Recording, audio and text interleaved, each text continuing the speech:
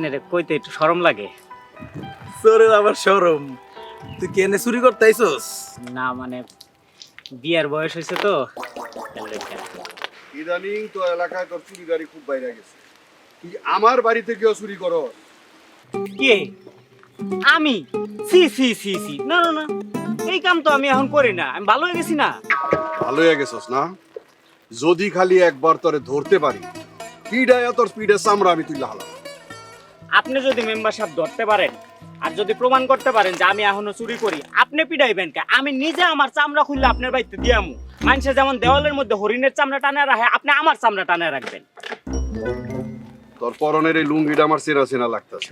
হাফিজ, member সাহেব, এটা আমার হইছে এক লুঙ্গিটা না? ওটাই তো মনে হচ্ছে। না না, এটা আপনার লুঙ্গি হইতে যাবো কি লেগা? আপনার লুঙ্গি তো আসলে সাদা, এটা তো নীল। আমার লুঙ্গি সাদা ছিল, তুই বুঝলি কেমনে? হাফিজ, হারামির বাচ্চারা ধরে পিডা।